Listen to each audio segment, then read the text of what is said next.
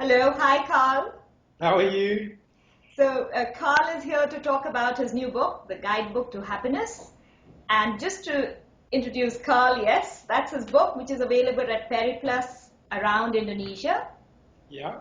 And Carl is based in Bali, although he's an ex-Australian Army major, Olympic and Asian Games consultant, personal fitness trainer, and a whole lot of other coaching that he does. But in addition to all that, and something that's really interesting, is that Carl is a happiness strategist who has combined 20 years of international strategic planning with over a decade of training. And all this has led to his writing the book, The Guidebook to Happiness. I think all of us need that. Perfect. Why did you write it? Why did you write the book? One of the things, I'm a voracious reader and I'm extremely curious, so I want to figure these things out for myself. I've always done that. The thing you realise is it's no point understanding, learning this, doing it, if we don't share it.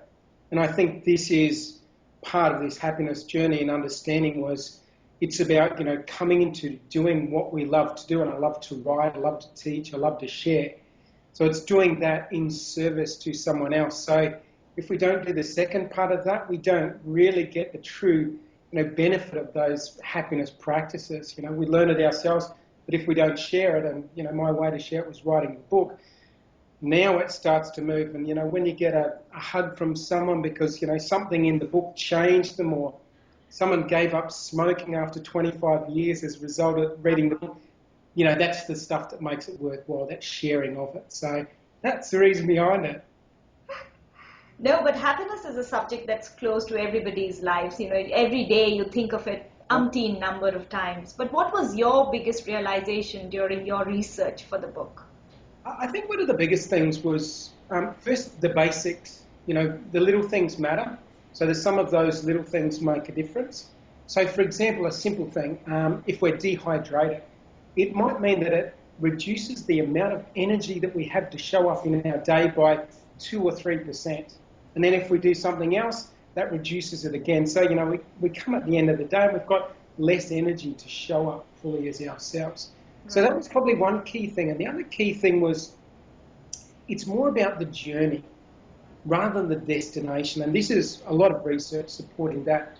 And what the research suggests is, we need to enjoy this journey because that's the longer duration.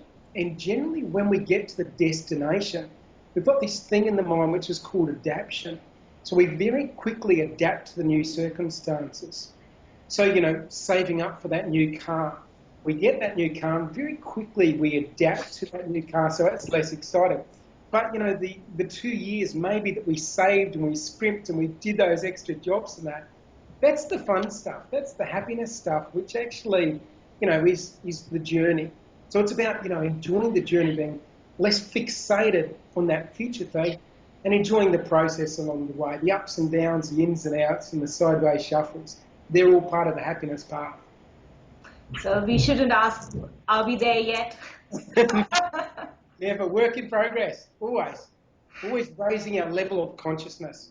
So, it's whatever level we're at, we always know we've got more to go. But we're never using our full potential. Talking about levels, can we change our level of happiness? I think there's things that we can do which, I talk about raising our default level of happiness. So the research suggests that we do have it's not a set point, but we do have a tendency to lean towards a particular happiness level. However, there's certain things we can do, and now with neuroscience, talking about neuroplasticity, we know that we can evolve our mind.